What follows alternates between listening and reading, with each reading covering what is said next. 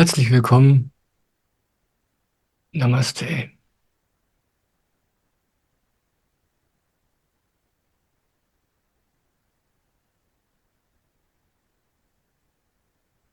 Ja, herzlich willkommen zu diesem Pfingst-Intensive heute und morgen. Äh, Es läuft so ab. Wir können uns jetzt 1,5 Stunden lang unterhalten. Das heißt, wenn du möchtest, kannst du mir eine Frage stellen über den Chat in der Zoom-Übertragung oder über den Chat der YouTube-Übertragung. Du kannst aber auch mit mir über Zoom sprechen, wenn du möchtest. Das geht einfach über ein Handzeichen. Und dann werde ich was zu der Frage sagen, wenn ich kann. Und das machen wir bis um 3:30. Und dann in der letzten halben Stunde dieses Intensive Satsangs werden wir zusammen, wenn du magst, die Samarpan-Meditation machen. Die geht eine halbe Stunde und 5 Minuten vorher beginne ich ein paar Sachen dazu zu sagen. Diese Meditation geht ganz einfach. Und auch wenn du sie noch nie gemacht hast, kannst du heute gerne mitmachen. Wie gesagt, das wenige, was man dazu wissen muss, sage ich dir dann später. Ja, und das ist das, was wir heute machen. Um 16 Uhr ist es dann heute beendet und morgen geht es um 14 Uhr mit dem zweiten Satzang dieses Intensives weiter. Ja, und ich freue mich auf diese 2 Tage, auf diese Art und Weise gemeinsam diese beiden Feiertage zu verbringen. Sag mal, Peter, hast du denn schon was an Fragen, was du vorlesen könntest für mich? Äh, Ja, Michael, habe ich. Und zwar von der Lieber Michael, kannst du mir sagen, wie ich Dankbarkeit lernen kann? Danke. Ich habe den Namen nicht richtig verstanden. Brigitte. Danke. Hallo Brigitte, schön, dass du da bist und danke für deine Frage.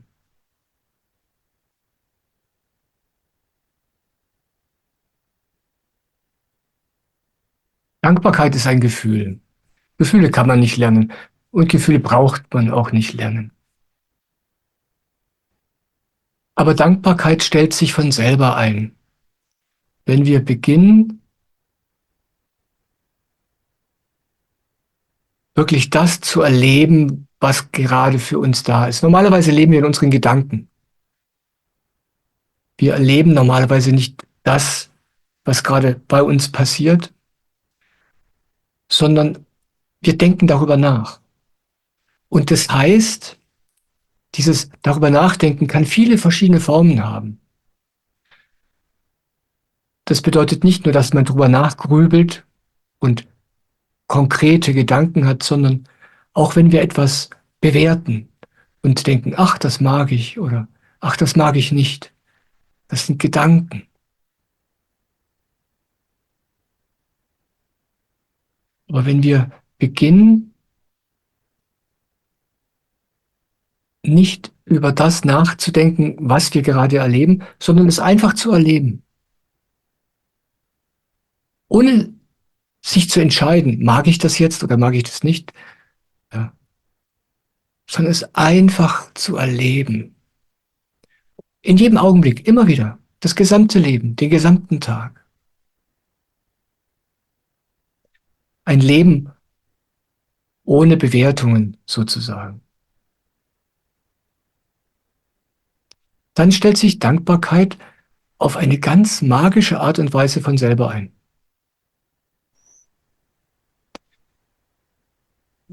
Die Menschen fragen sich immer, wie man glücklich wird. Dann sehen die einen Meister oder einen Guru und sie können spüren, dass dieser Mensch durch und durch zufrieden und dankbar und glücklich ist. Und dann fragen sie sich, wie geht das? Denn von außen betrachtet hat dieser Mensch genau das gleiche Leben wie du. Der hat nicht mehr Geld, im Gegenteil, meistens weniger oder gar keins. Ja? Der lebt auch nicht anders als du. Aber wie so ein Mensch das wahrnimmt und erlebt, was er erlebt, das ist eben völlig anders. Das kannst du auch lernen. Das geht ganz leicht. Und Dankbarkeit ist sozusagen davon ein Nebenprodukt. Auch Vertrauen beispielsweise ist ein Nebenprodukt davon. Wenn man beginnt, das Leben so zu erleben, wie es wirklich ist, von Moment zu Moment, immer wieder, dann beginnt man festzustellen, wie gut das Leben ist. Und dann beginnt man zu vertrauen und man ist einfach nur dankbar die ganze Zeit. So geht's mir. Du musst dich also nur um eins kümmern, du musst lernen, wie das geht. Einfach hier zu sein, in diesem Augenblick. Und, und die Aufmerksamkeit eben nicht auf die Gedanken zu richten, auf das, was wir normalerweise meinen und wollen und wünschen und nicht wollen. Das sind alles Gedanken. Und eine Möglichkeit, das zu lernen, ist beispielsweise das, was wir nachher gemeinsam machen, die Samarpa-Meditation. Da trainiert man sozusagen, die Aufmerksamkeit nicht auf die Gedanken zu richten, sondern hier aufs Kronenchakra, auf diese Stelle hier oben am Kopf. Das ist keine esoterische Übung, da geht es nicht darum, sich was vorzustellen, da geht es auch nicht darum, sich auf eine bestimmte Weise zu fühlen. Es geht eigentlich ganz, ganz leicht, aber es geht dabei darum, die eigene Aufmerksamkeit zu steuern, weg von den Gedanken. Und erst wenn man das mal probiert, wenn man mit dieser Meditation beginnt und dann sich mal eine halbe Stunde hinsetzt und versucht, diese scheinbar so banale und einfache Übung zu machen, die Aufmerksamkeit einfach hier oben zu halten, dann erst beginnt man zu merken, wie gewohnt es wir sind, mit unserer Aufmerksamkeit die ganze Zeit ununterbrochen in den Gedanken zu sein, in den Bewertungen, in dem, was wir uns wünschen oder nicht wünschen oder vorstellen oder ablehnen.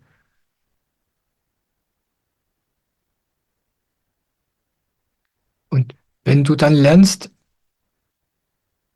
Herrin über deine Aufmerksamkeit zu werden, das heißt, dass du die steuern kannst, wo die ist, dann kannst du beginnen, einfach zu erleben, wie das Leben wirklich ist.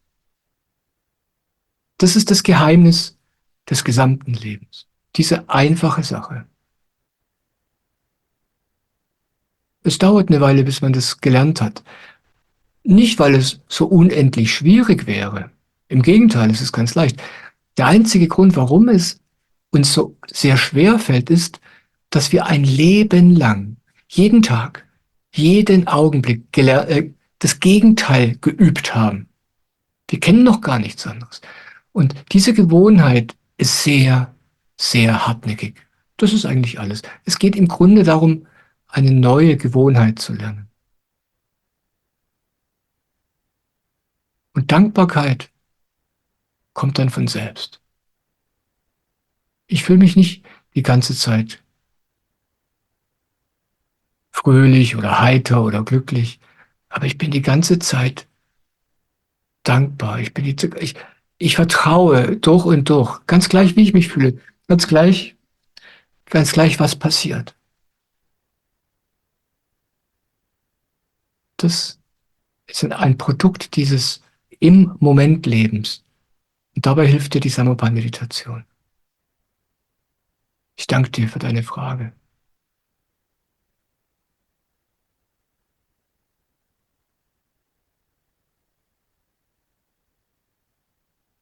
Sag mal bitte, hast du noch eine Frage, die du vorlesen kannst? Ja, es hat sich ein Mike gemeldet hier aus Zoom, der eine Frage stellen möchte. Ja, gerne. Hallo Mike. Grüß dich.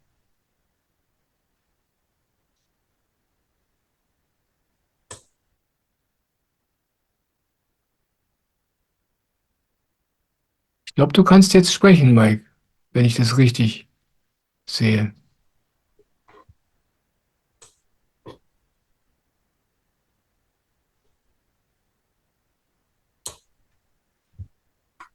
Da scheint was nicht zu funktionieren.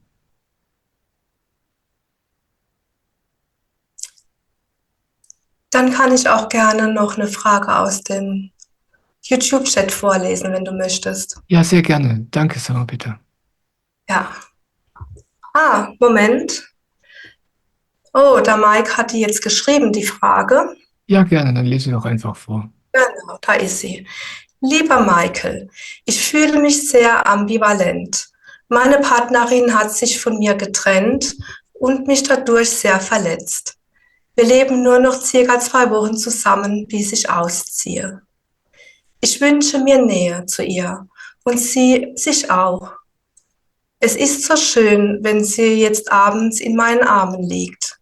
Dann ist es, als gäbe es keine Trennung und Hoffnung, dass wir zusammenbleiben.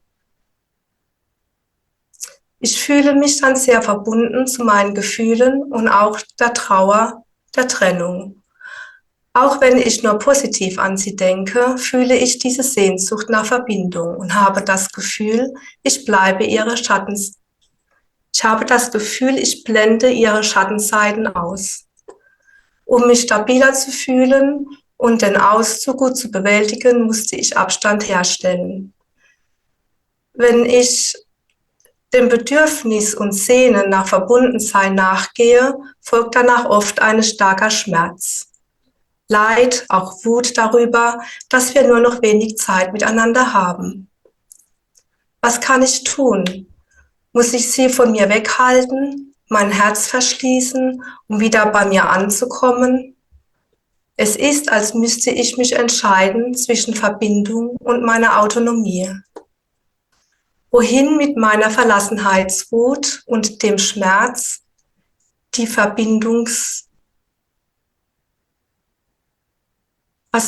wohin mit meiner Verlassenheitswut und dem Schmerz, die Verbindung bald nicht mehr zu haben? Das war die Frage. Danke, Mike. Ich danke dir, dass du das so schön beschreibst, deine Situation und wie du dich da fühlst.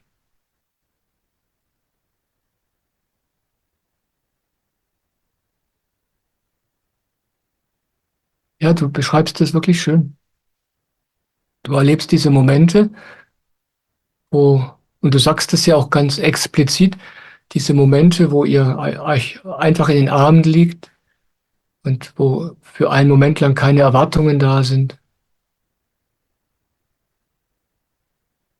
Und dann ist es einfach nur schön. Dann ist da eine Verbindung. Dann spürst du die Verbindung zu dir selbst und auch zu ihr. Aber normalerweise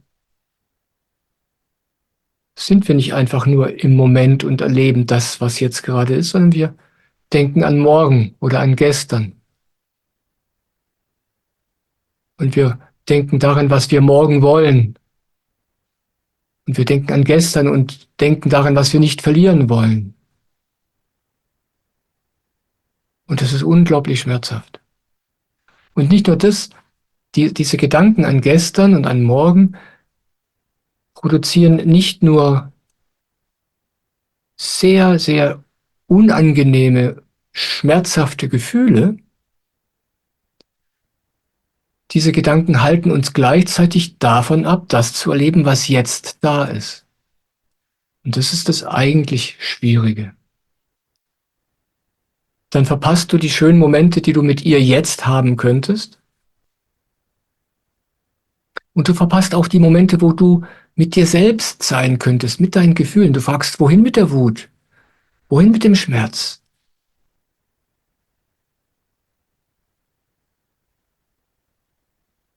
Die Wut muss nirgendwo hin. Der Schmerz muss auch nirgendwo hin. Wenn du hier bist, nicht in den Gedanken, wenn du einfach hier bist, da wo der Schmerz ist, da wo die Wut ist, dann ist es kein Problem. Dann sitzt du einfach zu Hause alleine auf dem Sofa und hast die Augen zu und kannst nichts anderes tun, als das zu fühlen. So verdaut man das. Man fragt sich oft, wie komme ich mit der Situation zurecht? Genauso, ganz praktisch, ganz konkret. Man kommt mit so einer Krise im Leben dadurch zurecht, dass man mit dem, was in uns geschieht, mit diesen Gefühlen, mit diesen Emotionen, dass man bei denen ist, hier und nicht drüber nachdenkt. noch nicht mal drüber nachgedacht, wo sie herkommen. Du sagst, deine Partnerin hat sich von dir getrennt und hat dir dadurch großen Schmerz zugefügt. Das stimmt nicht. Deine Partnerin hat sich von dir getrennt. Und jetzt fühlst du Schmerz. Das ist dein Schmerz.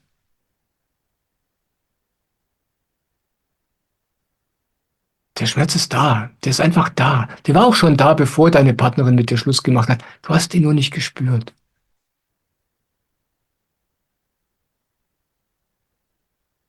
Es ist dieser Schmerz, den du schon oft im Leben serviert bekommen hast und du wolltest ihn nie fühlen. Stattdessen sind wir lieber wütend oder wir beklagen uns über andere Menschen oder wir laufen davor weg. Aber jetzt wird das Weglaufen schwieriger, weil du sie magst.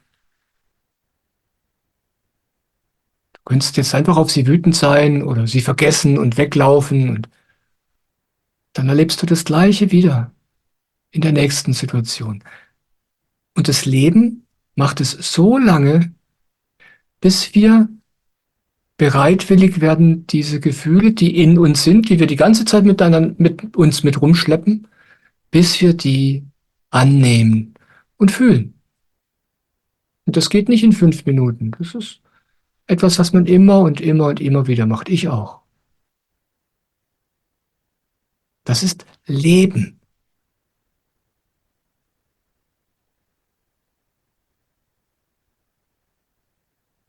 Denk nicht an morgen. Fühl die Gefühle, die jetzt da sind. Und lass dich von morgen überraschen. Du weißt nicht, wie morgen aussieht. Du weißt nicht, wie du dich morgen fühlst. Darum brauchst du dich nicht kümmern. Das Morgen kümmert sich um sich selbst. Sei heute hier. Sei heute hier bei dem Mike, wie er jetzt gerade ist. Und wenn eine Freundin da ist, erleb sie. Die schönen Seiten, die Seiten, die dir gefallen, und die Schattenseiten, die Seiten, die dir nicht so gefallen. Ein Mensch hat keine Schattenseiten, aber es gibt Dinge an einem Menschen, die für uns schwierig sind. Das nennen wir dann Schattenseiten. Und erleb einfach alles. Und ich meine das ganz praktisch. Fühle, wie es ist, mit so einem Menschen zusammen zu sein. In einem Moment ist es schön, im nächsten Moment ist es schwierig. Das ist so ein Tanz.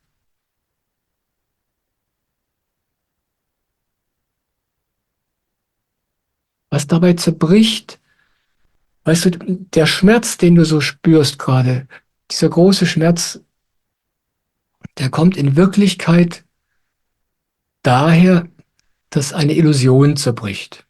Wir glaubten, wir hätten den Menschen gefunden, der uns glücklich macht. Und jetzt entdecken wir, dass dieser Mensch uns nicht glücklich macht, weil er uns verlässt. Aber in Wirklichkeit macht er uns nicht glücklich, weil kein Mensch uns glücklich machen kann. Und jetzt entdeckst du, sie hat ja auch Schattenseiten. Jeder Mensch hat Schattenseiten. Das Glück kommt einfach nicht von diesem anderen Menschen. Aber das wissen wir normalerweise nicht.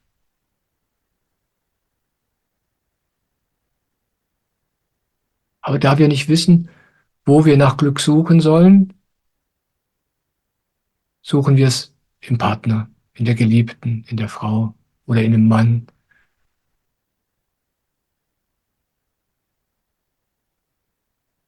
Und es ist so unglaublich schwer für uns, das zu durchschauen, weil die ganze Welt bei diesem Spiel mitspielt. Die ganze Welt glaubt an diese Romanze, glaubt daran, dass Beziehung, Partnerschaft dafür da ist, mich glücklich zu machen. Aber das funktioniert so nicht. Aber da es alle glauben und unzählige Bücher und Filme und Gedichte darüber gemacht werden, ist es so fest in unserem Bewusstsein verankert. Und wir hinterfragen das gar nicht. Unsere Erfahrung, die wir haben, sagt das Gegenteil. Unsere Erfahrung sagt, ich werde nicht glücklich mit dem anderen. Aber da die ganze Welt so tut, als wäre es so, glauben wir, mit mir stimmt was nicht. Wir glauben, bei allen funktioniert es, nur bei mir nicht. Oder wir glauben, wir haben den falschen Partner. Wir denken, ja, bei allen funktioniert es. Die ganze Welt spricht davon. Nur ich habe die falsche Partnerin. Ja. Ja, und diese Illusion, die wir alle teilen, die zerbricht bei dir gerade.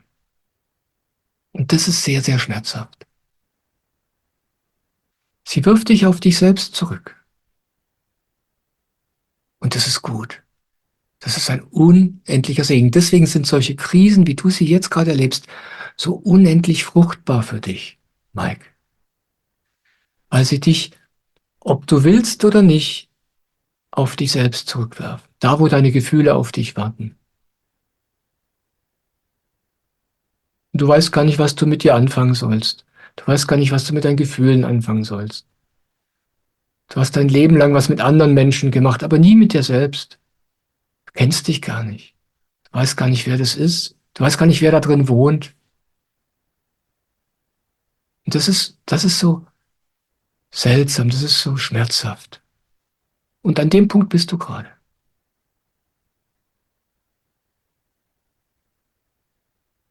Du hast jetzt zwei Möglichkeiten. Du kannst glauben, dass deine Partnerin, die mit dir Schluss gemacht hat, schuld an deiner Misere ist.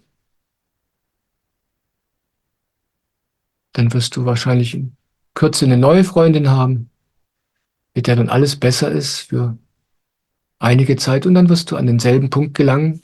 Das hast du wahrscheinlich in diesem Leben schon oft erlebt. Oder du kannst innehalten. So ging es mir in meinem Leben.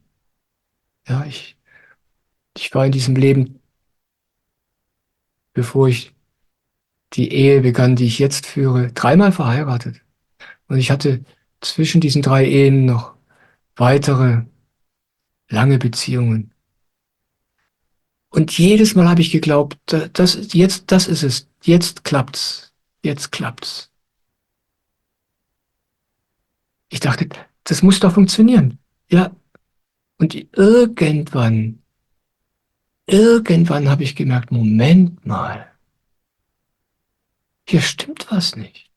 Ich suche etwas an einem Ort, wo es gar nicht ist.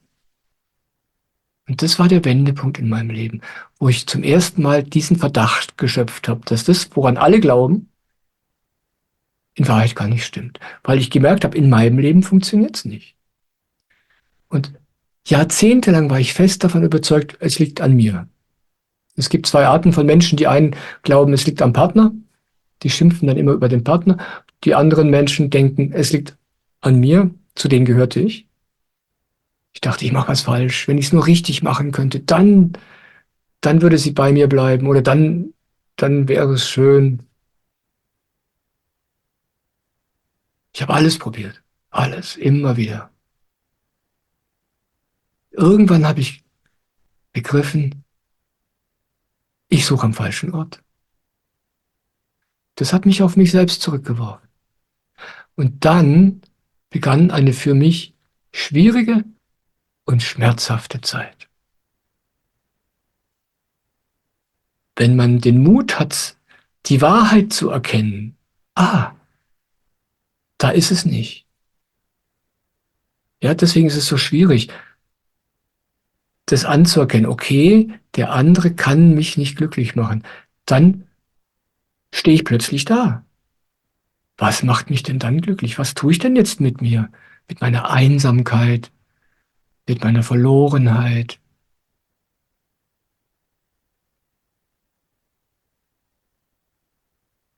Deswegen will das keiner. Und dann damit Freundschaft zu schließen, ganz allmählich. All diese Gefühle lernen zu fühlen, ganz allmählich. Das braucht Zeit. Damit ändert sich dein ganzes Leben. Wenn du dazu bereit bist. Du brauchst nicht wissen, wie es geht. Ja, das ist etwas, was man lernt, während man geht.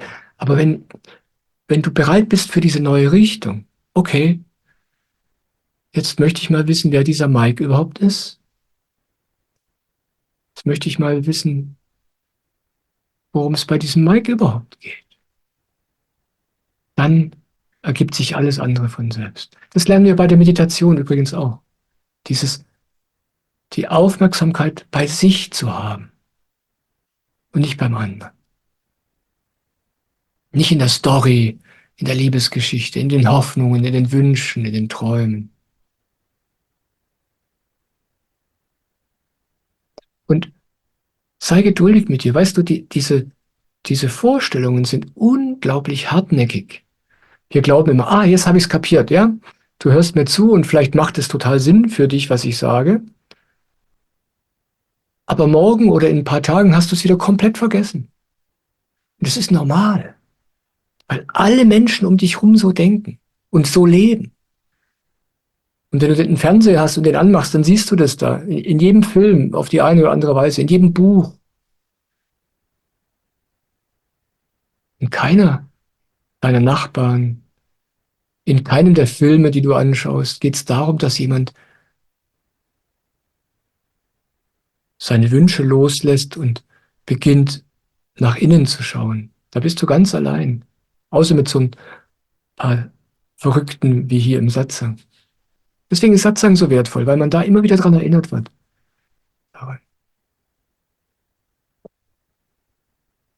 Deswegen kannst du mir diese Frage immer wieder stellen. Immer wieder, wenn du möchtest. Es dauert eine Weile, bis man in diesen neuen Fuß gefasst hat. Ich empfehle dir, jeden Morgen zu meditieren und der ganze Rest wird sich ergeben. Das ist ein Lernen, während man lebt.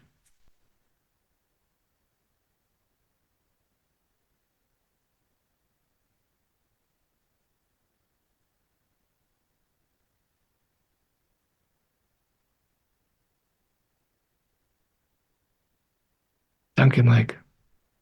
Ich liebe dich.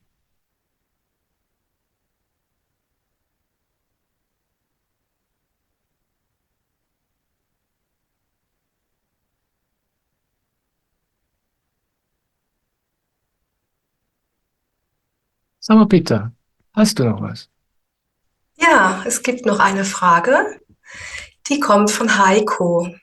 Hallo Heiko, ich freue mich, dass du hier bist. Lieber Michael, ich lebe schon fast mein ganzes Leben allein. Viele Freundschaften sind langsam weggebrochen oder die Interessen haben sich grundlegend verschoben.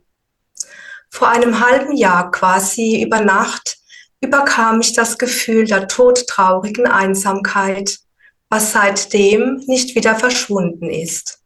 Kaum noch Schlaf. Da das Alleinsein für mich nicht mehr aushaltbar war, bin ich seit 2 Wochen in einer psychiatrischen Krisenstation, wo ich aber bald wieder raus kann. Ich habe Angst, allein in meiner Wohnung zu sein und habe auch fast niemanden, mit dem ich mich austauschen kann. Meditation funktioniert nicht, da der Geist zu aktiv ist. Löst ja auch nicht meine Probleme. Absolut hoffnungslos. Was kann ich noch tun? Herzlichst Heiko. Danke, Heiko. Ich freue mich sehr, dass du mir das schreibst.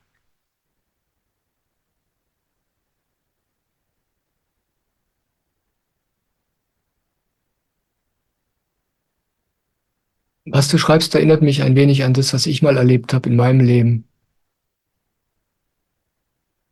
Irgendwann klopften plötzlich bei mir Gefühle an, die ich bis dahin nie gefühlt hatte.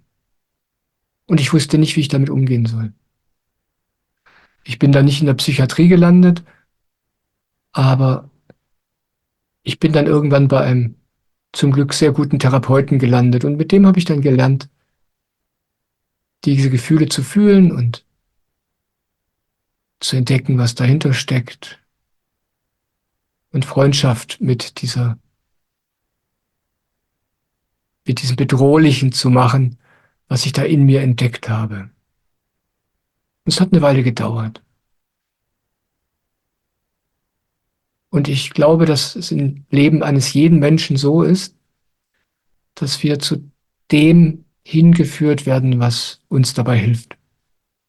Zum Beispiel in deinem Fall jetzt die psychiatrische Krisenstation, in der du gerade bist.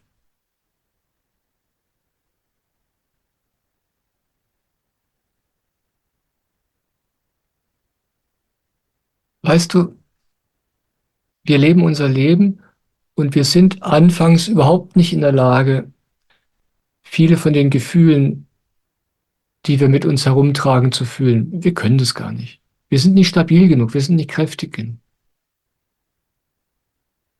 Und irgendwann, nachdem wir einige Jahrzehnte gelebt haben, irgendwann sind wir erwachsen genug geworden, stabil genug geworden, dass wir beginnen können, das Schwierige, was da in uns ruht,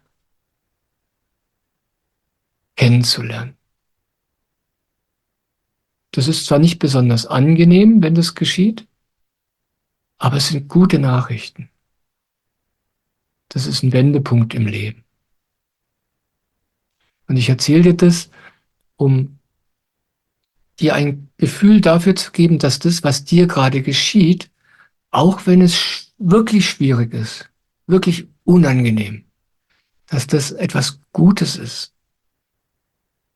Ja, dass diese Gefühle, die du jetzt hast und mit denen du im Moment noch nicht umgehen kannst, dass die jetzt zu dir kommen, bedeutet, dass irgendwas in dir jetzt bereit dafür geworden ist. Du kannst es natürlich im Moment nicht allein, das brauchst du auch nicht.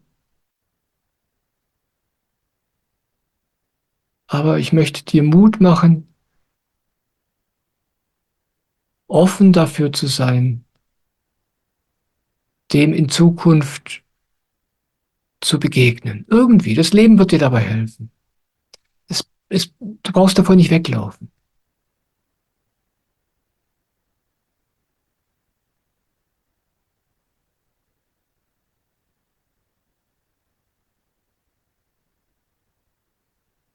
Du sagst, meditieren ist nicht möglich, weil das, was in deinem Kopf passiert, viel zu präsent ist. Es gibt ein kleines Missverständnis beim Meditieren. Ich rede natürlich nur von der Samapal-Meditation. Die meisten Menschen glauben, wenn sie die Samapal-Meditation machen, dann ginge es darum, sich hinzusetzen und eine halbe Stunde lang da oben im Kopf still zu sein. Aber wie du ja berichtest, geht es gar nicht. Bei mir geht es auch nicht.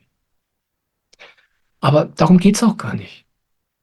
Es geht darum, in dieser Meditation dem, was uns da die ganze Zeit begegnet, dem die Aufmerksamkeit immer wieder zu entziehen. So spielerisch. Es ist nicht ernst. Es ist wie so ein kleines Spiel.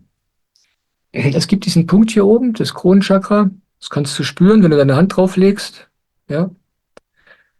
Und wenn du da mit deiner Aufmerksamkeit hingehst, wenn du deine Augen geschlossen hast und mit der Aufmerksamkeit an dieser Stelle ruhst, das ist ganz, ganz interessant. Wenn man das tut, dann ist es, als hätte man eine Art Fluchtpunkt gefunden, so eine Art Zufluchtsstätte vor dem ganzen Irrsinn, der ein Stockwerk tiefer so abgeht, die ganzen Gedanken und die ganzen Ängste.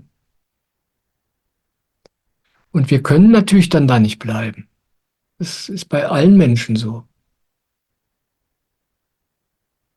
Ein paar Minuten, ein paar Sekunden oder ein paar Minuten später merkst du, oh, ich bin wieder voll im Film. Und dann einfach wieder mit der Aufmerksamkeit da hochgehen. Das ist das, worum es in der Meditation geht. Das immer wieder zu diesem Zufluchtsort, zu diesem sicheren Hafen zurückzukehren. Immer wieder. Egal wie oft. Auch wenn du es pro Minute 10-mal machst. Das ist nicht das Problem. Es gibt Menschen, die glauben, sie würden was falsch machen oder sie könnten nicht meditieren, weil es nicht still wird. Das ist nicht das Ziel der Meditation. Stille kehrt ins Leben ein, wenn man meditiert. Ganz allmählich. Ganz allmählich. Aber nicht in der Meditation. In der Meditation lernen wir, trotz des ganzen Lärms, trotz des Wahnsinns in unserem Kopf, immer wieder für einen kurzen Moment unsere Aufmerksamkeit an uns zu nehmen und dahin zu packen, wo wir sie gerade haben wollen, nämlich hier. Und dann können wir für einen ganz kurzen Moment entspannen. Und wenn es auch nur für eine Sekunde ist. Also es ist nicht ernst. Es ist überhaupt nicht ernst. Da muss man gegen nichts kämpfen. Man kämpft nicht gegen die Gedanken, man kämpft nicht gegen die Ängste. Im Gegenteil. Die können ruhig da sein. Aber du entdeckst dann so eine Art Schutzraum, so eine Art Insel, zu der du immer wieder zurückkehren kannst. So ist es für mich.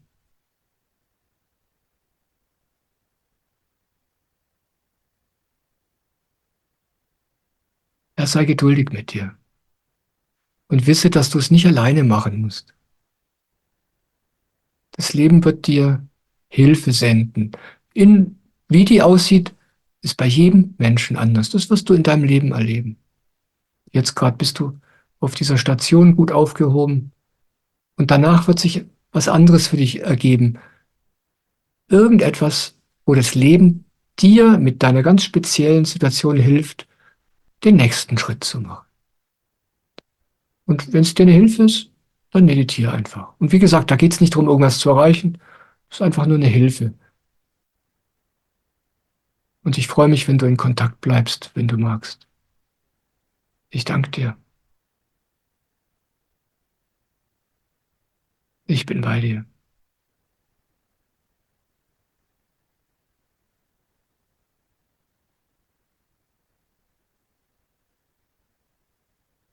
Sag mal, Peter, wie schaut's aus? Momentan gibt es keine weiteren Fragen. Ja, fein. Dann lese ich jetzt eine Frage vor, die mich per E-Mail erreicht hat.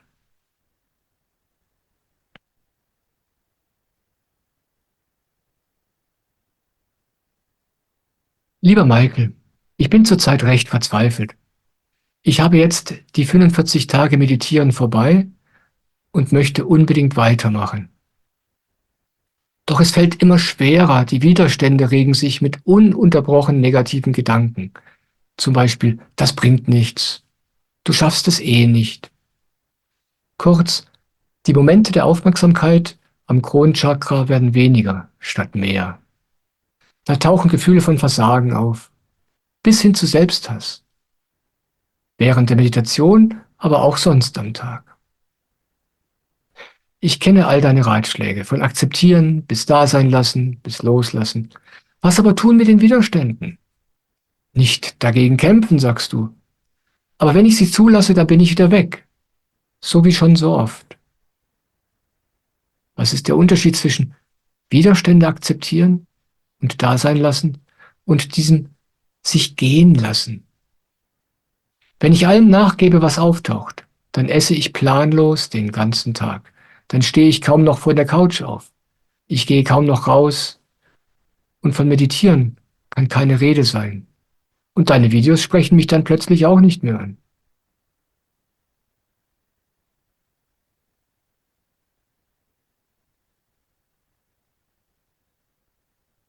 Die Frage geht noch ein bisschen weiter, aber ich möchte es hier ein wenig dazu sagen.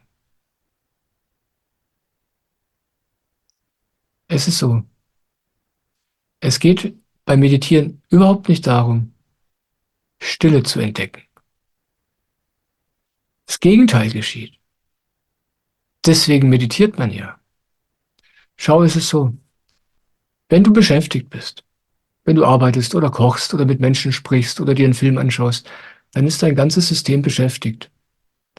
Und du nimmst die Gedanken, die dich fortwährend steuern, überhaupt nicht wahr. Und das ist angenehm für uns, deswegen lenken wir uns so gerne ab. Es ist nicht gut, aber wir fühlen uns einigermaßen okay. Aber wenn wir uns hinsetzen und nichts tun, wenn wir uns hinsetzen, die Augen schließen und kein Ziel haben, überhaupt nichts zu tun, dann wird's laut. Es war auch schon vorher laut. Es ist uns nur nicht aufgefallen. Jetzt fällt's dir auf. Und das ist kein Problem. Im Gegenteil, das ist gut. Deswegen meditieren wir, damit wir diesen Lärm wahrnehmen.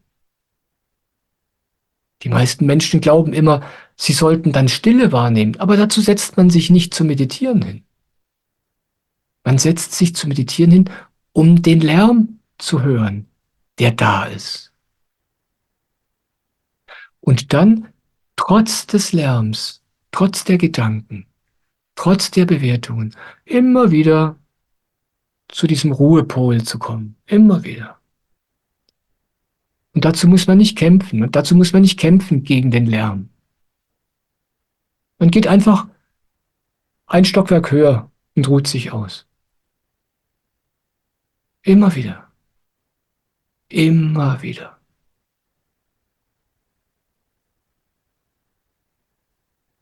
Es ist im Grunde eine ganz einfache Sache. Einfach deswegen, weil es für dich hier überhaupt nichts zu erreichen gibt. Es ist nicht so, dass du innerhalb dieser halben Stunde, die man morgens meditiert, einen bestimmten Zustand erlangen sollst. Das Magische, was in dieser Meditation passiert, kannst du nicht wahrnehmen. Eines, was geschieht, ist, dass dadurch, dass du deine Aufmerksamkeit immer wieder auf diesen Ruhepol hier oben richtest, trotz des Lärms, es ist, als würdest du dadurch einen unsichtbaren Muskel trainieren in dir. Und es ist immer so, ja, wenn du anfängst zum Beispiel mit körperlichen Übungen, das Erste, was du wahrnimmst, wenn du beginnst, eine neue körperliche Übung zu lernen, sei es mit Gewichten oder mit Gymnastik, das Erste, was du merkst, ist, wie schlecht du in Form bist. Du merkst, ich kriege dieses leichte kleine Gewicht kaum hoch und danach tut der Arm weh. Oder du merkst, wie verspannt du bist. Aber deswegen macht man ja die Übung, damit sich das ändert. Und so ist es beim Meditieren auch. Am Anfang können wir unsere Aufmerksamkeit kaum für 5 Sekunden im Kronenchakra halten, weil alles im Kopf, die ganzen Gedanken, so überzeugend zu sein scheinen und wir fallen sofort wieder auf sie rein. Aber deswegen meditieren wir ja. Das ist also überhaupt gar kein Problem. Ja, also dieser Muskel, diese Kraft, diese Fähigkeit, dass du Herrin über deine Aufmerksamkeit wirst, die wird da trainiert. Und wie bei allen Übungen dauert es einfach Zeit. Es geht nicht von heute auf morgen. Und das andere, was passiert, und das ist auch dir vollkommen verborgen, du kannst es nicht wahrnehmen, wenn du mit deiner Aufmerksamkeit hier oben ruhst, verbindest du dich mit etwas, was du nicht sehen kannst, was du nicht spüren kannst. Aber es ist, als würdest du, wenn du dort ruhst, mit einer Kraft und einer Hilfe verbunden werden, die dir im Leben zunehmend helfen wird. Aber wie gesagt, auch das geschieht erstens allmählich und zweitens auf eine Weise, die du direkt nicht wahrnehmen kannst. Wenn du eine Weile meditierst, dann wirst du ganz allmählich ein Gefühl dafür bekommen.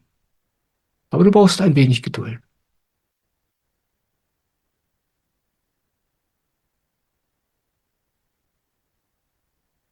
Im Grunde ist es ganz einfach, weißt du?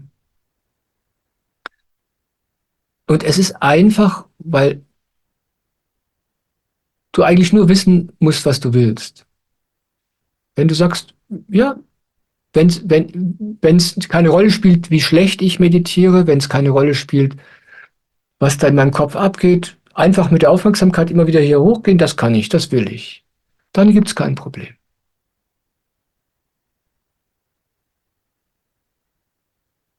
Swamiji, dieser indische Guru, der genau diese Meditation zu uns in die Gesellschaft bringt, der sagt wörtlich, es ist nicht deine Angelegenheit, wie gut du meditierst. Das ist überhaupt nicht deine Aufgabe, gut zu meditieren. Darum geht es überhaupt nicht. Das ist das größte Missverständnis, das die Menschen bei dieser Meditation haben. Und dann wird man frustriert und dann kommen die Gedanken und sagen, du kannst es eh nicht und es führt zu nichts. Ja, dann setzt du dich hin und nach 5 Minuten spürst du nur Gedanken und dann sagen die Gedanken zu dir, ja siehst du, das klappt alles nicht, lass es doch gleich bleiben. Aber darum geht's nicht. Mach einfach weiter.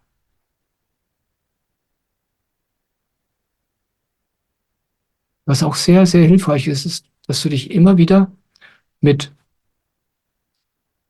mit Menschen verbindest, die das auch tun. Deswegen mache ich zum Beispiel fortlaufend neue Videos. Deswegen mache ich immer, wenn ich kann, diese Online-Satsangs. Einfach um Menschen wie dir Gelegenheit zu geben, immer wieder anzudocken.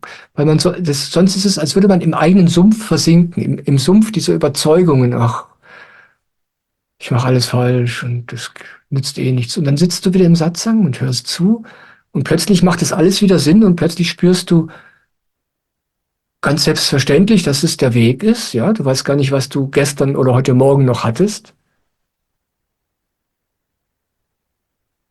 Und dann einen Tag später, der Satsang ist vorbei, dann kommen diese alten Überzeugungen wieder.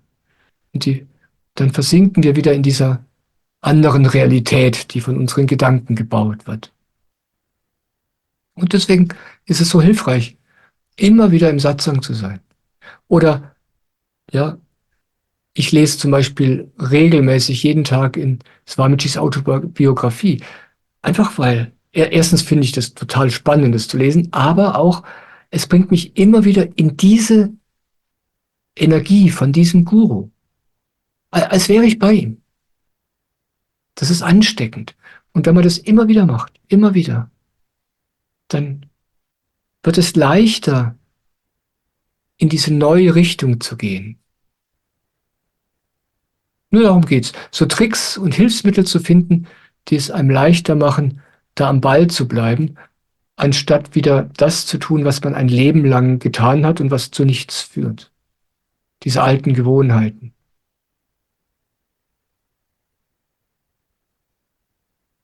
Ich möchte es noch kurz schauen, ob ich was Wichtiges vergessen habe.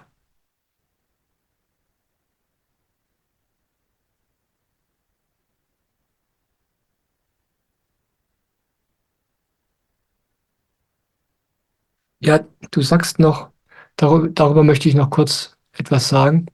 Du sagst, wenn du dich gehen lässt, wenn du so bist, wie du wirklich bist, dann wird das alles nichts. Dann wirst du den ganzen Tag nicht vom Sofa hochkommen und du wirst auch keinen Satsang mehr schauen und auch keine Videos. Du sagst, wenn du nicht gegen diese Neigungen kämpfst, dann wird es nichts. Und das glauben wir. Und was ich dir nahelege, klingt total verrückt. Ich sag dir nämlich, kämpfe nicht. Ich meine es wirklich so, wie ich sage. Sei, wie du bist. Gestatte dir so zu sein, wie du bist. Und wenn das bedeutet, dass du nie wieder vom Sofa hochkommst, sei so. Ich bin mal gespannt, wie lange du es auf dem Sofa aushältst, wenn du dir die vollkommene Erlaubnis gibst, dafür immer zu bleiben, so viel zu futtern, wie du nur magst. Ja? Geh in den Supermarkt, kauf dir die besten Sachen, die du gerne futterst, all die Sachen, die verboten sind. Ja? Stopf dein Wohnzimmer damit voll, damit du es nicht weit hast, dann brauchst du vom Sofa gar nicht mehr aufstehen. Ja? Ich meine es wirklich so. Ich meine es wirklich so, wie ich das gerade sage. Gib dir die Erlaubnis, so zu sein, wie du bist. Und wenn du die Erlaubnis hast, dann schau mal, wie lange du das wirklich willst. Wenn du keine Videos von Michael mehr anschauen willst, schau dir keine Videos an. Gib dir die vollkommene Erlaubnis dazu. Und dann schau, wie lange du das wirklich willst, wenn alles erlaubt ist. Das ist das Entscheidende, weißt du? Erst, erst wenn du dir alles gestattest, erst dann kannst du entdecken, was du wirklich willst. Und ich sag dir eins, du wirst überrascht sein. Swamiji sagt, ändere dich nicht, sei wie du bist. aber meditiere. Ja, aber meditiere meint er, sei hier, erlebe es, wie es wirklich ist. Ja, futter so viel du willst, aber meditiere, damit du erlebst, wie das ist, was du da tust. Damit du hier bist.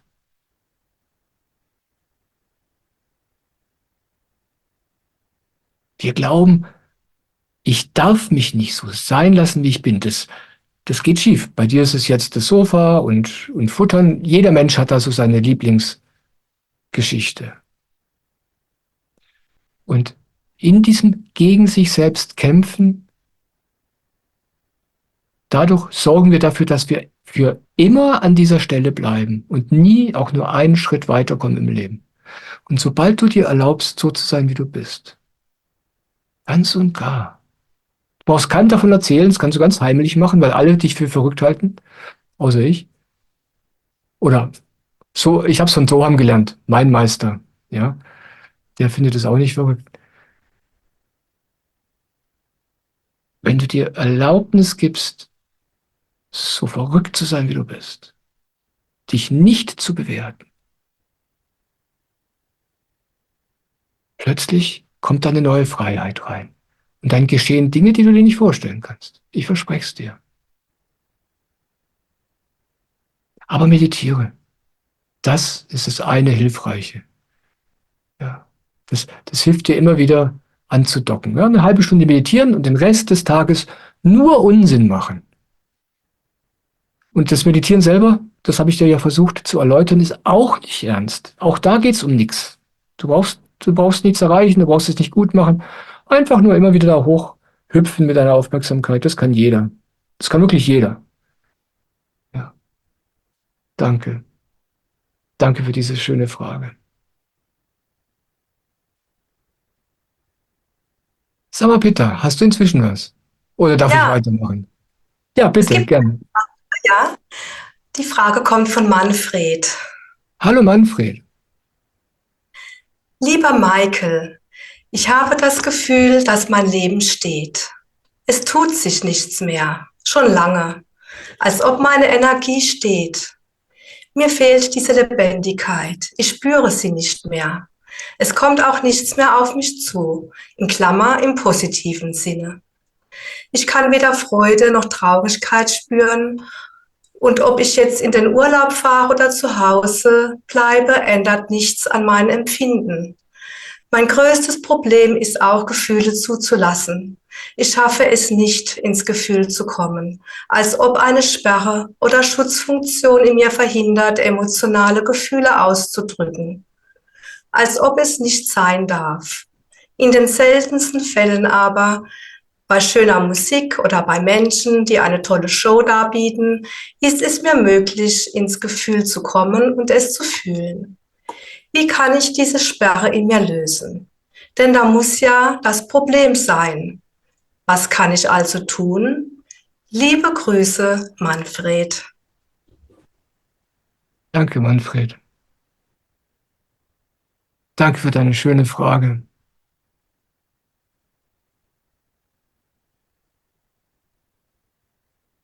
Du sagst, da muss das Problem sein.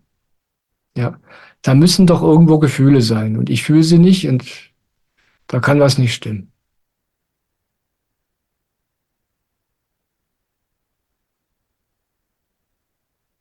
Dazu kann ich dir zwei Sachen sagen. Das eine ist, kümmere dich nur um das, was gerade da ist. Und mach dir überhaupt keine Gedanken darüber, was nicht da ist. Vielleicht, vielleicht kennst du das. Wenn du laute Rockmusik hörst,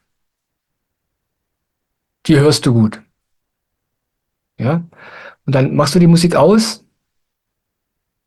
und dann hörst du erstmal überhaupt nichts mehr. Es ist ganz still, du hörst nichts. Und dann ist es 1, 2, 3 Minuten still, 3, 4 Minuten still. Und langsam fangen die Ohren an, ganz leise Sachen zu hören. Und wenn jetzt in der Umgebung keine weiteren lauten Geräusche sind, dann hörst du immer immer leisere Dinge. Deine Ohren werden langsam empfindsamer, nachdem das Laute weg ist.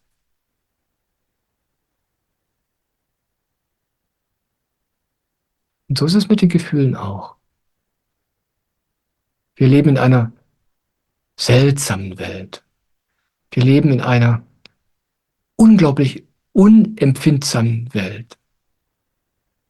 Und die Leute brauchen alles laut und alles intensiv, um auch nur ein klein wenig wahrzunehmen, um sich ein kleines bisschen lebendig zu fühlen, weil sie so unempfindsam geworden sind.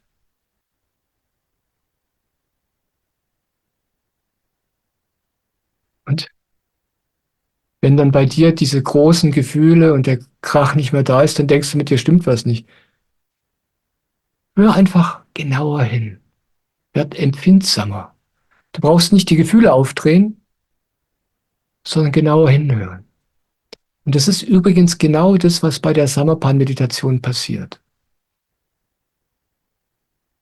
In Wirklichkeit ist die Samapan-Meditation ein Training dafür, empfindsamer zu werden. Das gesamte System des Menschen wird dadurch allmählich immer empfindsamer. Und deswegen geschehen durch diese Meditation so viele Wunder, weil man dann immer mehr spürt. Das Leben wird immer stiller und man spürt immer mehr.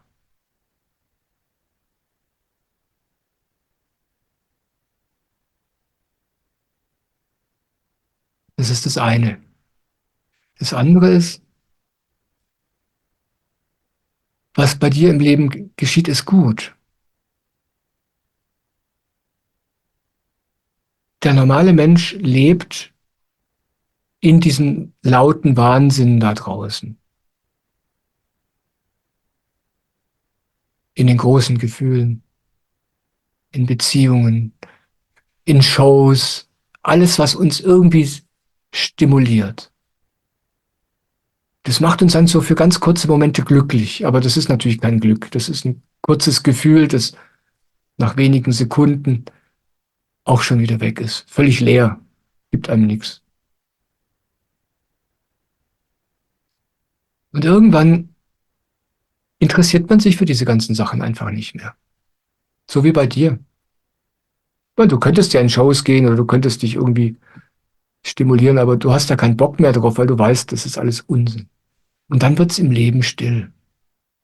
Und das ist die Zeit, es gibt es zwei Möglichkeiten. Der normale Mensch wird jetzt depressiv. Man nennt es Midlife Crisis. Das ist die Zeit, wo man lang genug gelebt hat im Leben, um festzustellen, das ist alles Quatsch, was da läuft. Ja? Du hast lang genug gelebt, um zu wissen, all das, was du dein Leben lang probiert hast, ist es nicht. Es macht dich nicht glücklich. Aber du weißt nicht, was die sonst glücklich machen könnte. Und dann werden die Menschen unglücklich, wenn sie an dem Punkt sind, wo sie sozusagen keine Idee mehr haben, wo sie noch suchen könnten. Ja. Irgendwann kann man den Wahnsinn nicht mehr mitmachen und dann wird es still im Leben, alles wird langsamer. Aber es gibt natürlich einen anderen Weg und das ist der Weg nach innen. Das ist die Zeit im Leben, wo sich dieser Weg jetzt öffnen kann, wenn man will. Und an dem Punkt bist du vielleicht gerade. Ich kann es nicht beurteilen, aber es klingt für mich danach. Wenn du jetzt mit dem Meditieren beginnst, werden verschiedene Sachen passieren, und zwar von selbst. Du wirst empfindsamer werden. Du wirst mehr und mehr spüren. So viel, dass du dich bald nicht mehr darüber beklagen wirst, dass da nichts los ist. Und du wirst durch die Meditation eine neue Welt entdecken, die Welt da drinnen, die nichts mit den Gefühlen zu tun hat, nichts mit dem Körper und auch nichts mit der Welt. Ich könnte es jetzt mal religiös ausdrücken. Das ist der Weg, das zu entdecken, was ewig ist. Weißt du, was du in Wirklichkeit bist, dieser innere Kern, den man auch Seele nennt, obwohl die meisten Menschen natürlich überhaupt nicht wissen, was es ist, der ist zeitlos. Du warst schon immer. Aber für dich ist das jetzt ein leerer Satz, wenn ich den so sage. Für mich nicht. Aber dieser Satz füllt sich dann für dich allmählich mit Leben. Du beginnst zu erleben, diesen Teil in dir, der ewig ist. Und dann sind diese Dinge, die du jetzt gerade erlebst, völlig unwichtig.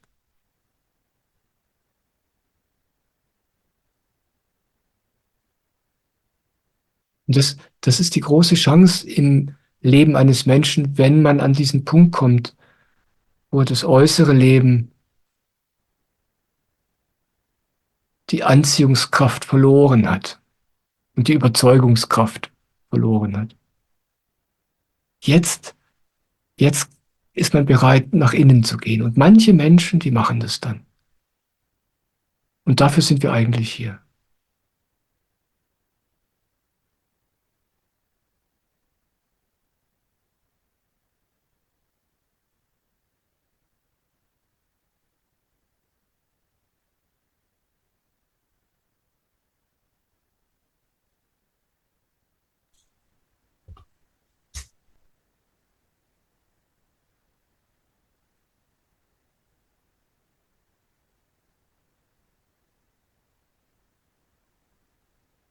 Im Grunde empfehle ich dir das, was ich anfangs in diesem Satzang schon sagte.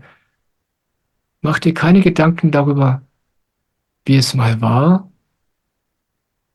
sondern erlebe, wie es jetzt für dich ist. Schau ganz genau hin. Wie fühle ich mich denn gerade? Ist da wirklich nichts? Ja? Vielleicht isst du nachher zu Abend, schmierst dir ein Butterbrot. Wie schmeckt es denn? Wie fühlt es sich an? Wie riecht es? Du liegst im Bett. Wie fühlt es sich an, im Bett zu liegen? Wie fühlst du dich? Die feinen Dinge. Und dann immer wieder meditieren, immer wieder hierher kommen. Ganz still, ganz einfach.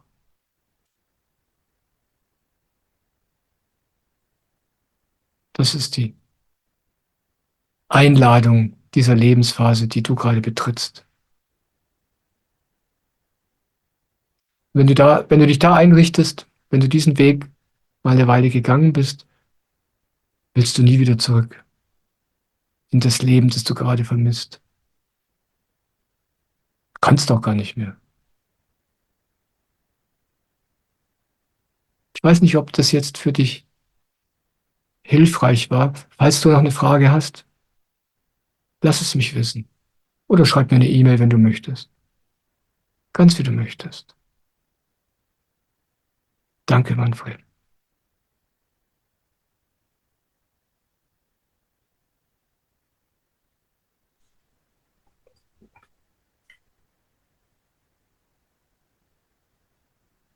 Sag mal bitte, wie schaut's aus?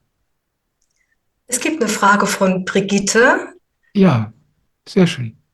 Sie möchte wissen, ob du weißt, wann Swamiji wieder in Deutschland ist. Oh, das ist eine tolle Frage. Genau weiß ich es nicht, aber ich habe gehört, dass er im Juni kommt.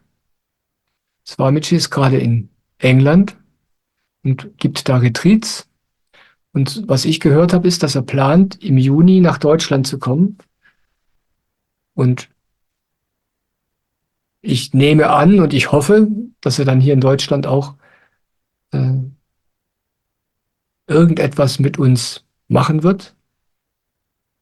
Wenn das soweit ist, werde ich es natürlich sofort allen erzählen in meinem Newsletter, aber du kannst auch von Swamiji den Newsletter abonnieren. Und ich gehe da natürlich hin, wenn er nach Deutschland kommt. Das ist gar keine Frage. Ja, es ist lustig.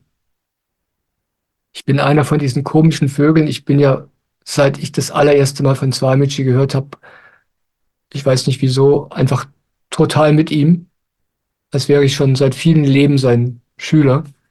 Bin ich wahrscheinlich auch. Aber ich hatte nie Lust, nach Indien zu kommen. Ja, viele aus Deutschland sind nach Indien gegangen, um ihm dort zu begegnen. Ich wollte das nicht. Ich hatte nie Lust dazu. Aber ich freue mich immer so sehr, wenn er in Deutschland ist. Und es ist so ein Segen für mich, diesem lebendigen Jesus zu begegnen. Es ist unbeschreiblich. Es ist, es ist nicht so, dass ich dann da in seiner Nähe sitze, wenn er einen Diskurs hält und ich in Glückseligkeit schwebe oder irgendwie sowas. So ist es überhaupt nicht. Ich möchte mal kurz beschreiben, wie das für mich ist, weil die meisten Menschen es missverstehen. Wir sind als Menschen normalerweise so auf diese Gefühle fokussiert. Aber ich war ja über 20 Jahre lang bei meinem spirituellen Meister Soham im Satsang und da habe ich die Technik betreut. Ich war in jedem Satsang beschäftigt. Und so war das bei Swamiji bisher auch. Wenn der kommt, habe ich da bisher die Technik gemacht. Und das finde ich ganz toll. Ich bin dann beschäftigt und kümmere mich um alles. Und Swamiji spricht. Und ich fühle mich gut, ist gar kein Problem. Aber es ist jetzt, das Magische ist jetzt nicht dieses unmittelbare emotionale Gefühl, was ich habe, wenn er da ist, sondern in den Wochen danach, wenn ich ihm begegnet bin, ist es, als ob mein Leben sich verändert im Zeitraffertempo. Als hätte er so einen Katalysator in mich hinein gestreut und dann passieren ganz, ganz viele Sachen in den Wochen und Monaten danach. Mein ganzes Leben verändert sich. Ich fühle mich da manchmal, als wäre ich plötzlich in einem Fahrstuhl, der mich innerhalb von wenigen Wochen so viele Stockwerke nach oben bringt, wie ich sonst Jahre brauche. Also das ist was ganz Indirektes, was Subtiles, was da geschieht. Was man auch leicht übersehen kann, wenn man nicht geduldig ist. Für mich ist es der größte Segen. Ja, ich freue mich, dass du gefragt hast. Und falls du öfter im Satsang bei mir bist oder mein Newsletter kriegst, sobald ich was weiß, schreibe ich es da rein. Ja. Und es gibt natürlich von Swamiji auch eine Website, der hat seine eigene Website hier in Deutschland. Es gibt hier einen Verein, samapanmeditation.de ist die Website. Da steht es natürlich dann auch drauf. Und die haben, wie gesagt, auch ihren eigenen Newsletter. Danke.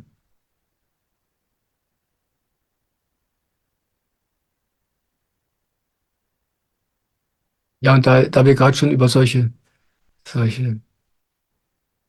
administrativen Dingen sprechen, ich möchte noch eine Bemerkung machen. Ich vergesse das sonst immer und am Schluss bleibt dann keine Zeit. Alles, was ich mache, ist kostenlos, weil ich das, was ich hier verteile, nicht mir gehört. Ja, es ist auch nicht auf meinem Mist gewachsen, es ist nicht meine Weisheit. Die habe ich geschenkt bekommen. Alles, was ich sage, habe ich geschenkt bekommen. Wie, weiß ich nicht. In 20 Jahren mit meinem spirituellen Meister, in den Jahren mit Swamiji, durch die Meditation. Und deswegen gebe ich alles weiter, ohne dass es was kostet. Und es wird auch immer so sein. Es geht gar nicht anders. Aber wenn du Freude dran hast, mich zu unterstützen, damit diese Satsangs möglich sind, damit meine Videos möglich sind, damit ich Zeit habe, mich um all diese Dinge zu kümmern, dann freue ich mich total über finanzielle Unterstützung. Wie gesagt, das ist nicht notwendig. Ja, mach's einfach, wenn du Lust dazu hast. Und wenn du das möchtest, findest du auf meiner Website eine Seite, die heißt Spenden. Da findest du Infos, wie es geht. Ja, das wollte ich erwähnen. Und ich möchte auch erwähnen, dass das, was hier diesen Satzang überhaupt möglich macht, jetzt TV und Devaseto, der unermüdlich daran arbeitet, solche Dinge möglich zu machen, dass der auch finanzielle Unterstützung braucht. Und falls dir danach ist, jetzt TV zu unterstützen, dann kannst du das auch gerne tun. Auf der Website findest du dort auch die entsprechenden Infos. Es geht ganz leicht. Ja, so viel dazu. Sag mal, Peter, soll ich weitermachen? Oder hast du Ja, was? du kannst gerne weitermachen. Ja, Momentan gibt es keine ja. Fragen. Dann schaue ich mal, was ich hier noch habe.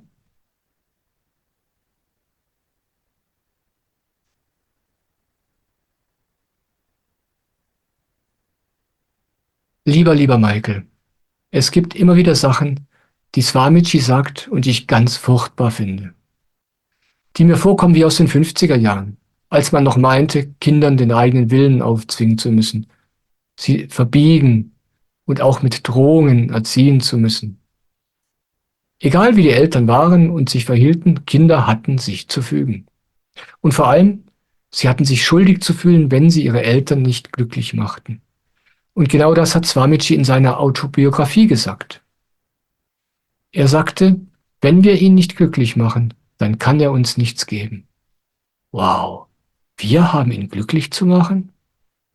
Gottes Liebe ist doch bedingungslos.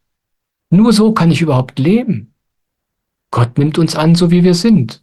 Oder ist das etwa nicht so? Und Swamiji sagt doch auch, wir sollten ihn als Gott ansehen, nicht als Person. Aber als Guru, wie kann er dann fordern, dass wir ihn glücklich machen sollen oder gar müssen?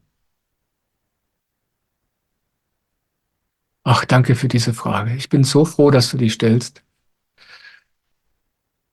Ich bin so froh, weil wir hier im Westen mit diesem Konzept Guru und diesem Wort Guru unglaubliche Probleme haben.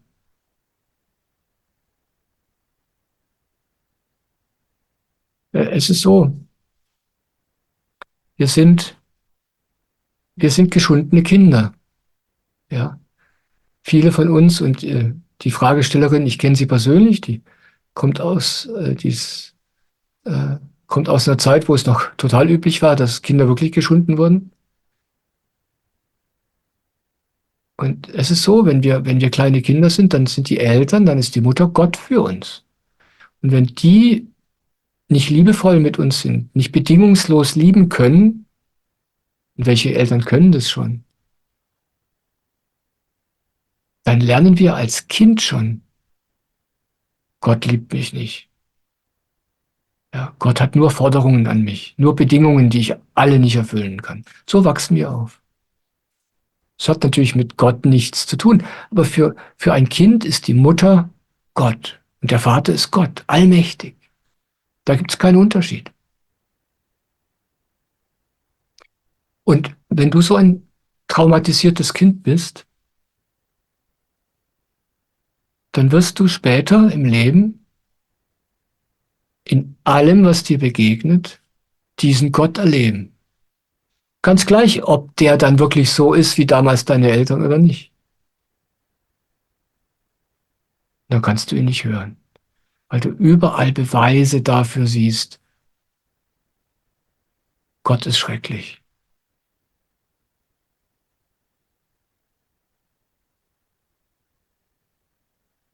Ich möchte dir zwei Sachen dazu sagen. Zunächst mal möchte ich dir sagen, was Swamiji da in Wirklichkeit sagt. Und dann möchte ich dir einen Tipp geben, wie du es schaffen kannst, das auch so zu hören.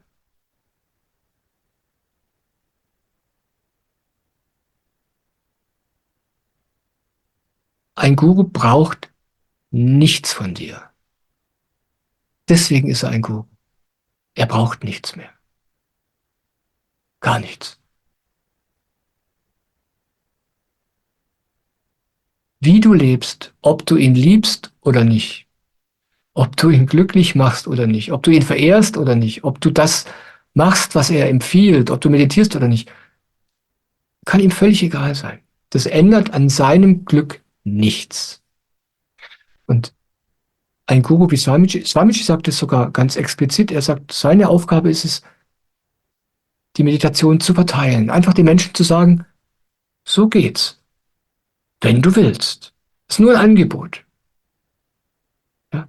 Er berührt jeden Menschen einmal und sagt, hier schau, so geht's.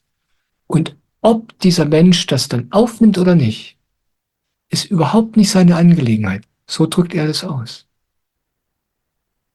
Was ihn glücklich macht, ist das Weitergeben dessen, diesen Weg, der es jedem normalen Menschen ermöglicht, zu Gott zu kommen, in den Himmel zu kommen. Das ist das, was ihn glücklich macht. Deswegen spricht er über diese Dinge. Aber ob du das dann machst oder nicht, Ob du dann die Dinge tust, die dich tatsächlich glücklich machen oder nicht, ändert an seinem Leben überhaupt nichts. Das ist nur ganz allein deine Angelegenheit und meine, die Angelegenheit jedes Einzelnen. So ist es für mich auch. Ich mache diese Videos, weil ich nicht anders kann. Das macht mich einfach glücklich. Ob das jemand hört, ist eine andere Sache. Ich würde auch Videos machen, wenn keiner zuschauen will. Einfach weil Gott mir die Lust und die Freude daran gibt. Und deswegen mache ich es.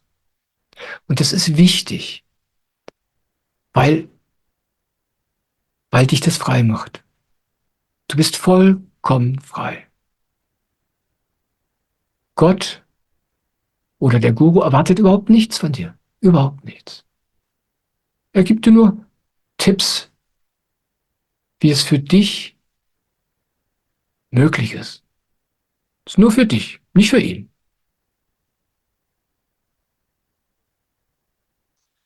Ich möchte an das erinnern, was Jesus mal gesagt hat. Die Menschen kamen ja zu Jesus und Jesus tat nichts. Ein Guru tut nichts. Ein Guru ist, einfach dadurch, wie ein Guru ist, seine innere Befindlichkeit, dadurch geschehen die Wunder. Ich tue hier auch nichts. Und trotzdem sind manche Menschen berührt. Das ist dieser Effekt. Und dann kamen Menschen zu Jesus und wurden geheilt.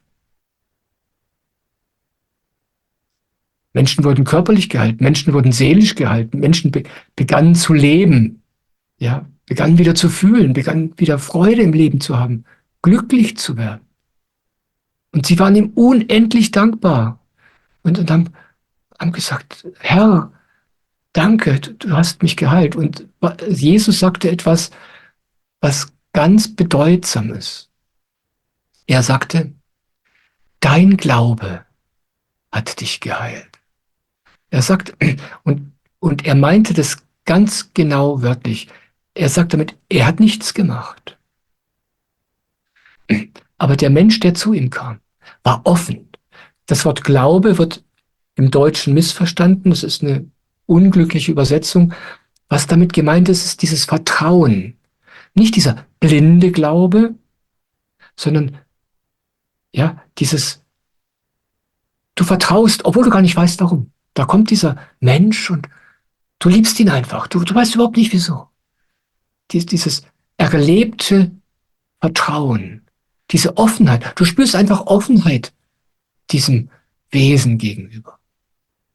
Und weil du diese Offenheit, dieses Vertrauen spürst, ja, dieses Vertrauen macht dich offen. Und dann kannst du empfangen. Und das heilt dich.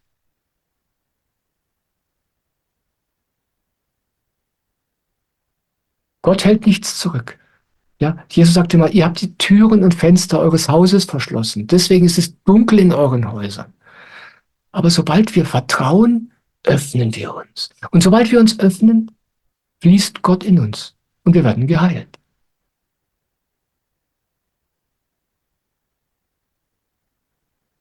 Und die Ratschläge, die ein Guru wie Swamiji gibt, weisen genau darauf hin. Er sagt, wenn du Offenheit mir gegenüber verspürst, dann kann es passieren. Dann kann ich dir was geben. Er gibt nichts, es fließt von selber. Es hängt nur von deiner Offenheit ab. Und die kannst du natürlich nicht machen. Das ist eine emotionale Angelegenheit. Die passiert oder sie passiert eben nicht. Aber darauf weist er hin. Ja? Du kannst Dinge tun, die dein Vertrauen und deine Offenheit fördern. Und dann kannst du empfangen, dann kannst du ihn auch verstehen. Und da kommt halt jetzt, da beißt sich jetzt die Katze, nee, wie sagt die Katze in den Schwanz, so sagt man doch, ne? Wenn wir ein traumatisiertes Kind sind, und die meisten von uns sind es, ja, ich bin so einer, ja, dann sind wir eben nicht vertrauensvoll. Ja, das ist ja das Ding des traumatisierten Menschen. Er fühlt sich nirgendwo sicher, er fühlt nirgendwo Vertrauen. Da ist keine Offenheit. Und dann kommt einer wie Jesus, ja, Swamiji ist nichts anderes als der Jesus von heute, ja, Gott in der heutigen Form, und wir sind nicht offen. Aber nicht weil der böse ist, sondern weil wir nicht offen sind. Wir sind nicht offen. Wir können nicht offen sein, weil uns die Offenheit ausgetrieben worden ist. Und das ist deine Herausforderung. Ja. Du kennst dich, du kennst dein Leben, du weißt, warum du so bist, wie du bist. Du kennst deine Biografie, du weißt, was im Leben dich so gemacht hat. Und du stellst fest, ich kann nicht vertrauen. Ich bin überhaupt nicht offen. Wie kann ich offen werden? Das ist für dich das Thema. Wie kann ich offen werden? Trotz meines Schmerzes, trotz des Traumas. Und das geht, indem du, und das ist das Zweite, was ich zu dir sagen möchte, für Menschen wie dich ist es entscheidend, dass sie einen Weg finden, mit ihrer innerlichen Befindlichkeit, mit ihren Gefühlen Frieden zu schließen, mit dem Trauma Frieden zu schließen. Da gibt es verschiedene Wege, welcher, das wird das Leben dir zeigen, aber das ist deine Aufgabe im Moment. Frieden zu schließen damit, wie es für dich ist. Und wenn du dann einmal in der Lage bist, all das zu fühlen, was da so in dir schlummert, dann wirst du entdecken, ah, das bringt mich doch nicht um. Und dann öffnest du dich immer mehr. Weißt du, die Öffnung muss da beginnen, wo du jetzt gerade bist. Ja, du bist ganz zu, weil sobald du dich auch nur einen Millimeter weit öffnest, kommen diese ganzen Gefühle, die allesamt sehr, sehr schwierig für dich sind. Und deswegen bleibst du zu. Und das ist auch ganz normal so. Und ich bin dankbar dafür, dass du so aufrichtig und so ehrlich bist und sagst, ich bin zu, der sagt nur Müll, dieser Kerl. Ja, das ist gut, dass du dir da treu bist. Denn es nützt überhaupt nichts, da so eine aufgesetzte Offenheit zur Schau zu stellen. Die macht natürlich alles nur schlimmer. Die Offenheit muss da beginnen, wo du jetzt gerade bist. Und deswegen ist deine Aufgabe jetzt gerade erstmal ganz allmählich und unendlich geduldig irgendwie einen Weg zu finden, mit dem, auf dem du da hockst, in dir, mit dem Frieden zu schließen. Dafür offen zu werden. Für, dafür offen zu werden, wie es für dich ist, für deine Gefühle, für dein Leben. Und wenn du dafür offen bist, dann bist du automatisch auch offen für den ganzen Rest. Deswegen ist die Meditation so unendlich hilfreich für geschundene Kinder wie dich und mich, weil wir da auf eine ganz indirekte und unendlich sanfte Weise lernen, hier zu sein, ohne irgendwelche schwierigen Sachen machen zu müssen. Vergiss einfach den Guru. Ja, vergiss den Gott. Werd einfach offen für das, was für dich jetzt gerade dran ist. Ja, für diesen Menschen, der du bist und alles, was der mit sich rumträgt. Und meditiere so gut du kannst. Nicht so, wie du glaubst, dass es ein Swamiji will, ja, der will natürlich gar nichts, aber so fühlen wir uns natürlich, sondern so, wie du es kannst, so, wie du es magst. Ja, diese Offenheit, die zu nähern. Und der Rest geschieht dann von selbst. Ich liebe dich. Total. Danke, dass du geschrieben hast.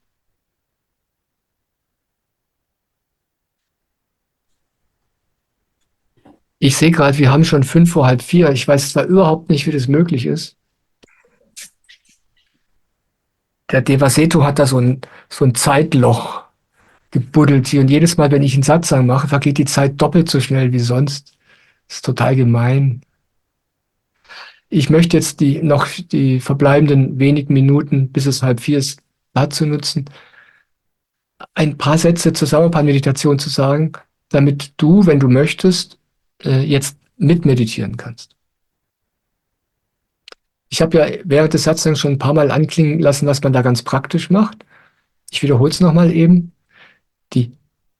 Was wir in dieser Meditation machen, ist ganz, ganz simpel.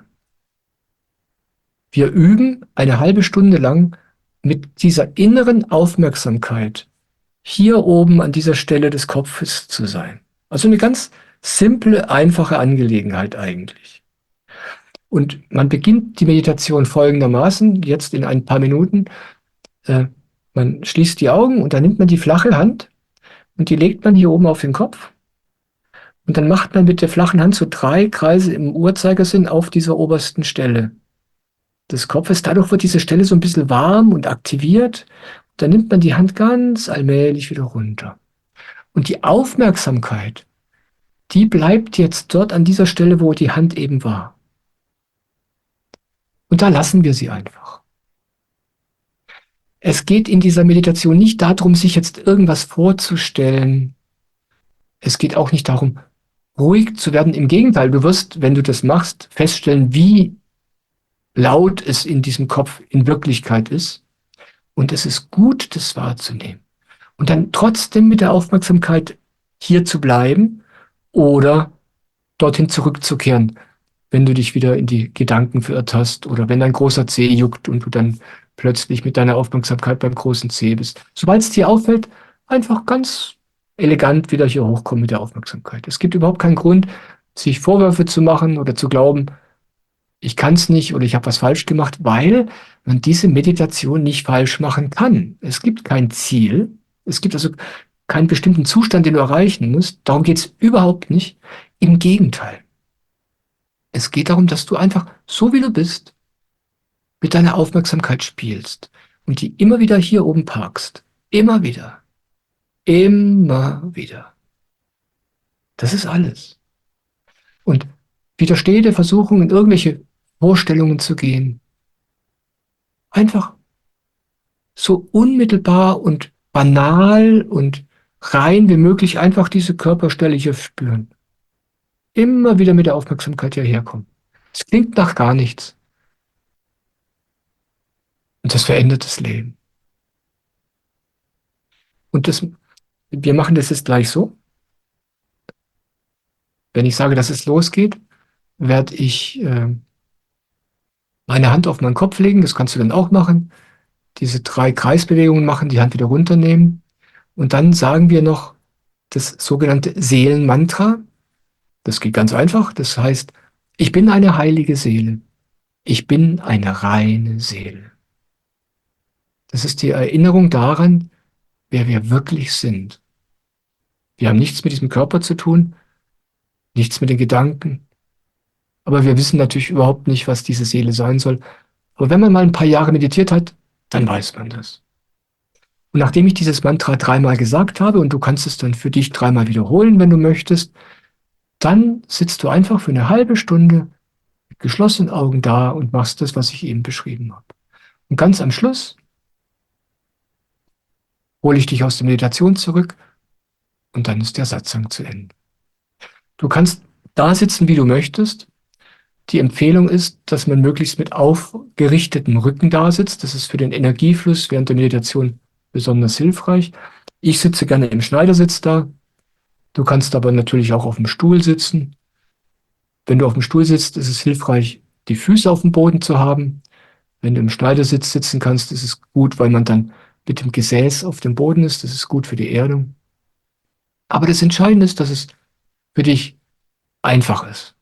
Ja, das einzig Wichtige ist, was wir mit der Aufmerksamkeit machen. Wie wir da sitzen, wo die Hände sind, das ist alles zweitrangig. Das ist alles. So einfach geht's. Und das machen wir jetzt zusammen. Mach einfach mit, wenn du möchtest. Ja,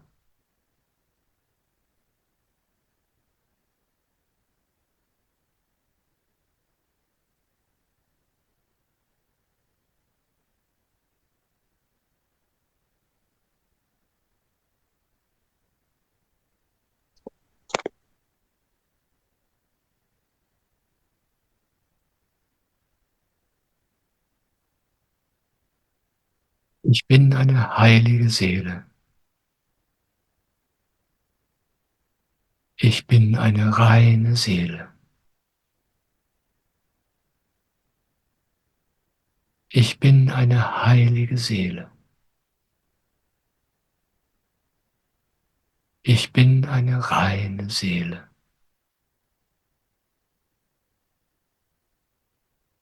Ich bin eine heilige Seele.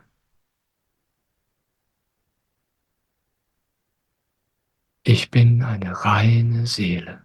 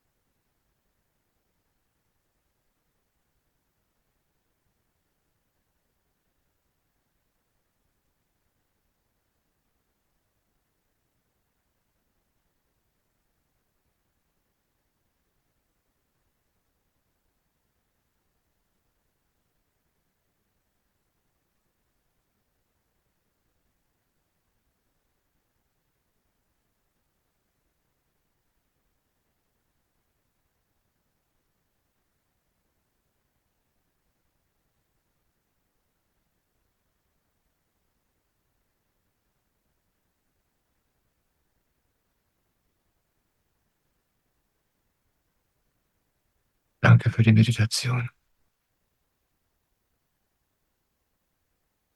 Du kannst deine Augen jetzt langsam wieder öffnen.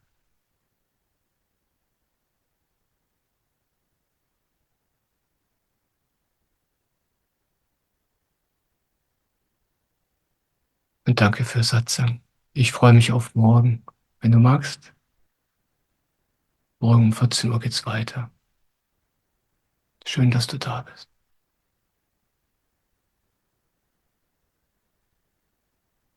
Ich liebe dich.